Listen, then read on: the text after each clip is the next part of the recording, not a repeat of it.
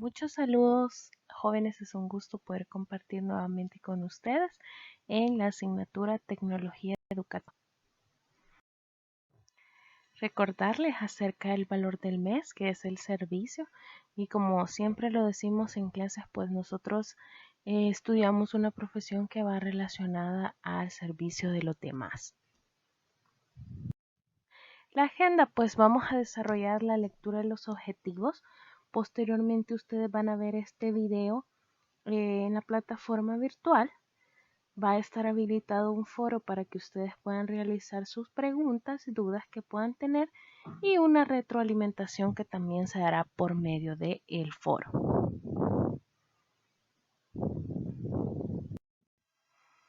El tema de este día es principios del aprendizaje. Como ustedes saben, ya hemos estado hablando respecto al proceso de enseñanza-aprendizaje y este día nos corresponde abordar los principios del aprendizaje. Los objetivos de esta clase, pues el número 1 es interpretar los principios que intervienen en el aprendizaje y analizar la importancia de estos principios en el proceso de enseñanza. Pero para iniciar hablando sobre principios, lo primero que debemos hacer es definir qué es un principio. Un principio es una ley o una regla que debe seguirse con cierto propósito. Y en este caso especial, el propósito es el proceso de enseñanza-aprendizaje o el aprendizaje como tal.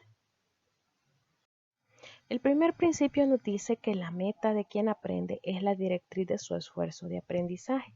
¿Qué significa esto? Cada persona intenta satisfacer lo que considera como su necesidad cuando está aprendiendo.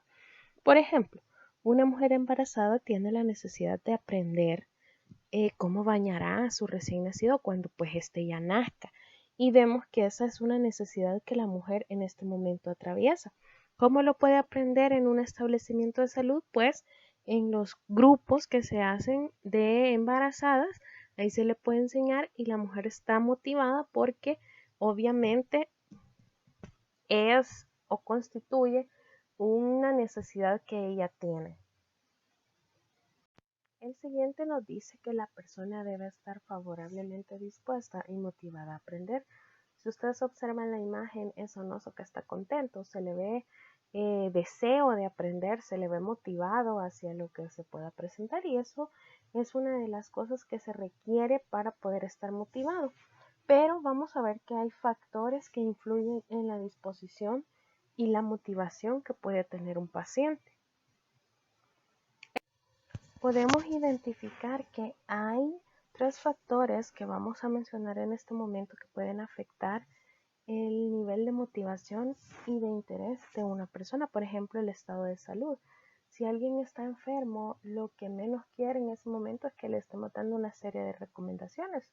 Quizás su objetivo principal en este momento va a ser que el dolor se desaparezca. Entonces es importante saber también en qué momento nosotros vamos a intervenir y vamos a orientar a esta persona. Luego podemos ver la capacidad intelectual de una persona también afecta. ¿Por qué razón? Y bueno, aquí quiero que ustedes presten mucha atención porque es importante cuando nosotros vamos a dar una charla, por más sencilla que la creamos o por más chiquita que la veamos, es necesario que estemos conscientes de que debemos conocer un poco sobre el paciente.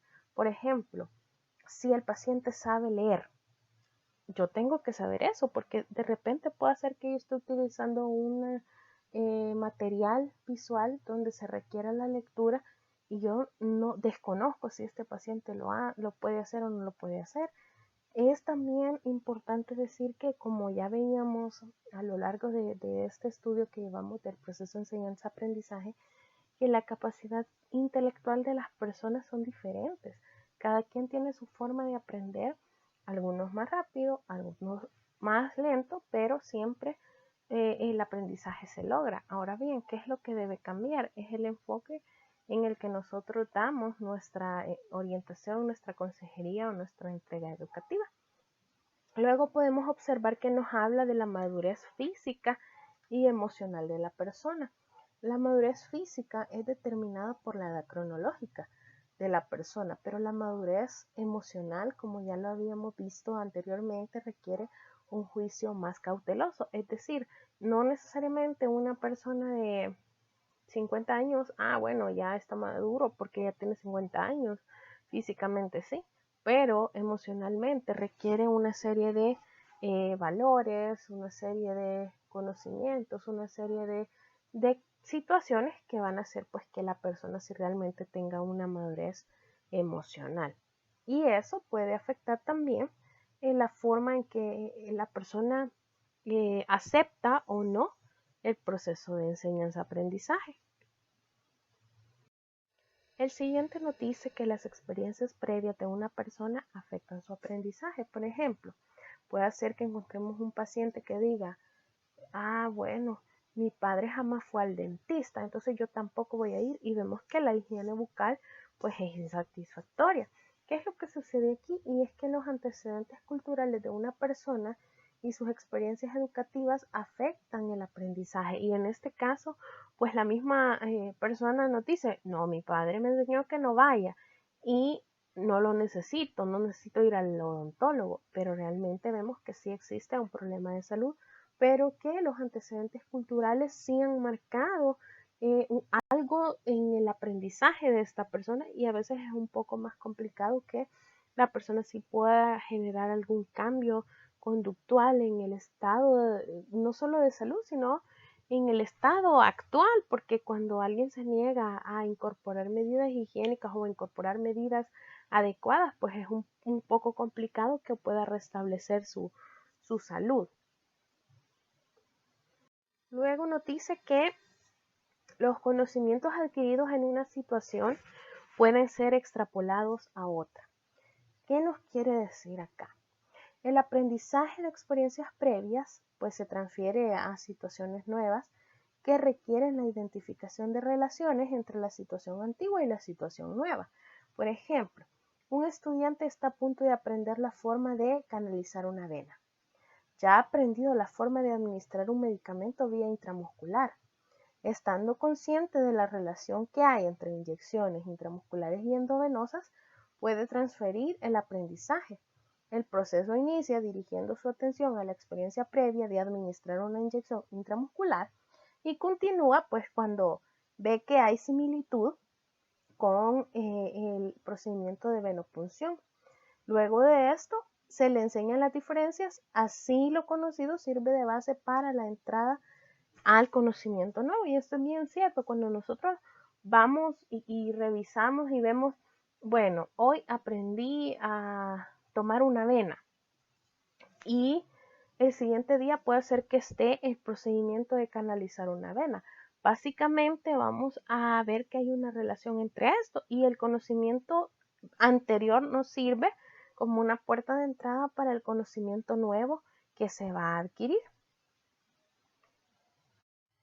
Siguiente, vemos que la satisfacción derivada del aprendizaje promueve el aprendizaje adicional, y eso es muy cierto. Cuando nosotros hemos logrado alcanzar un objetivo, cuando, hablando del aprendizaje, y nos sentimos satisfechos, por ejemplo, cuando estudiamos para un parcial y salimos bien, nos sacamos 10. ¿Qué significa eso? ¿Qué significa para nosotros? Eso nos hace que queramos seguir estudiando, es decir, que si queremos seguir adquiriendo más conocimientos. Y este es otro de los principios que componen el proceso de aprendizaje.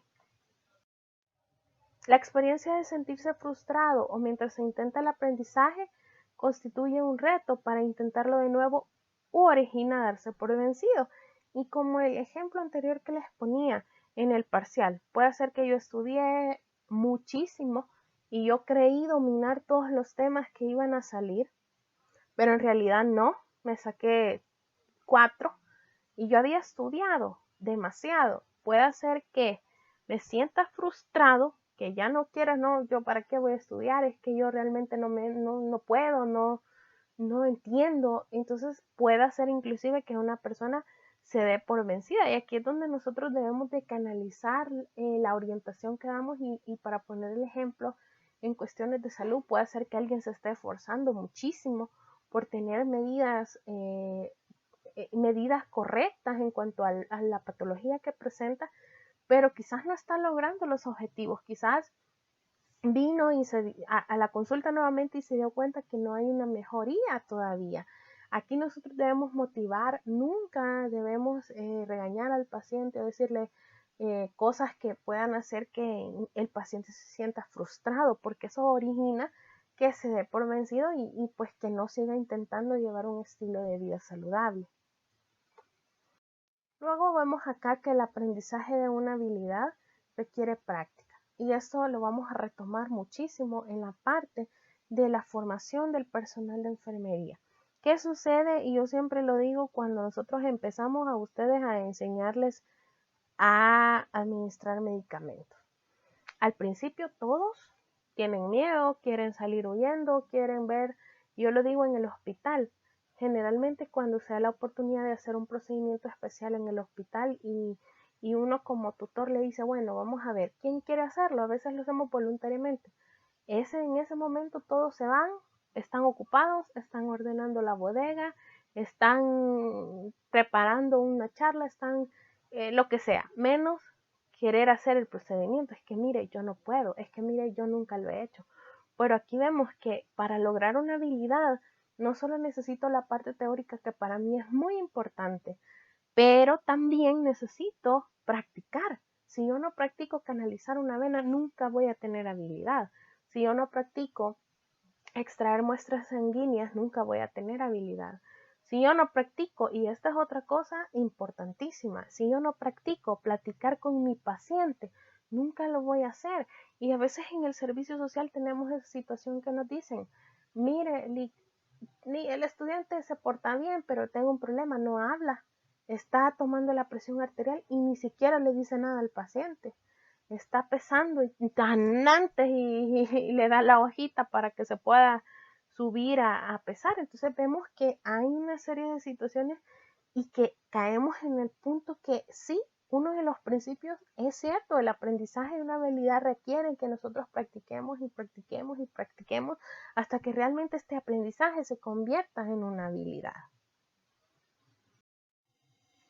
El aprendizaje es controlado por el que aprende. Fíjense que aquí comienza una de las cosas que generalmente es un tema difícil, porque solamente aquella persona que aprende es capaz de controlar el tipo y la cantidad de aprendizaje.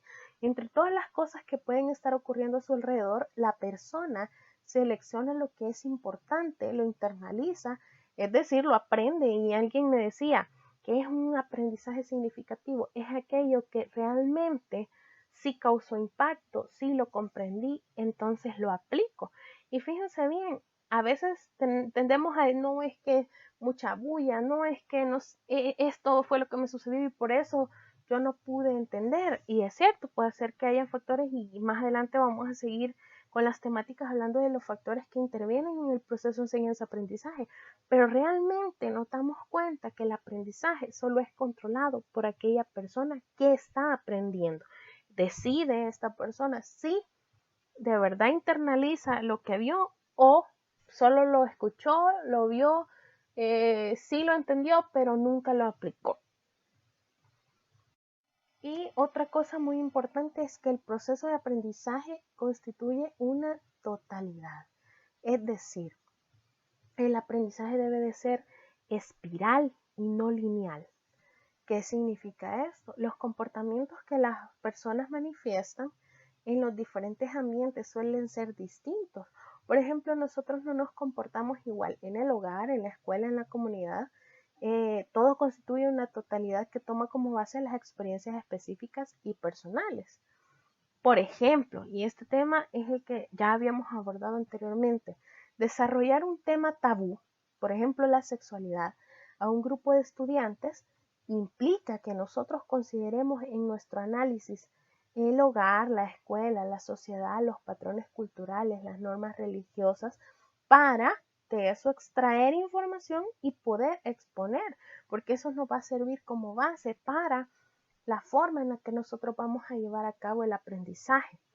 Por eso es que el aprendizaje lleva una serie de situaciones, una serie de factores y no es lineal en su proceso. Luego nos dice el aprendizaje es un proceso integrado y esto es lo que vamos a ver más adelante.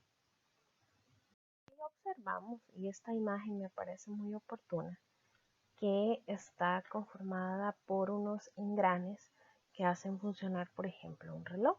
Esto nos enseña, no te muestra que el aprendizaje es un proceso integrado porque si le quitamos uno de esos engranes, el reloj deja de funcionar. Entonces el aprendizaje es así. La experiencia de aprendizaje debe de ser completa. Hay que partir de las necesidades, combinar todos los recursos que tengamos y realizar las actividades que hagan surgir la totalidad. Por ejemplo, tomar en cuenta los factores ambientales, prestar apoyo al desarrollo individual y social, y esto va a hacer que tengamos como resultado un proceso integrado en nuestros pacientes. Y esto es muy importante. Recuerden, si nosotros le quitamos una pieza al proceso de enseñanza-aprendizaje y no cumplimos los principios que hemos mencionado, el producto, es decir, el aprendizaje que esta persona va a tener se puede ver afectado. Y lo que va a suceder es que no vamos a lograr nuestro objetivo, que en este caso es que la persona tenga un cambio de conducta que incluya hábitos saludables en su vida. Entonces, por eso es que tenemos que recordar cada uno de estos principios. Si tienen dudas, preguntas, algún comentario, lo van a poder escribir en el foro que se llama Principios del Aprendizaje. Ha sido un gusto compartir con ustedes y espero que se encuentren muy bien.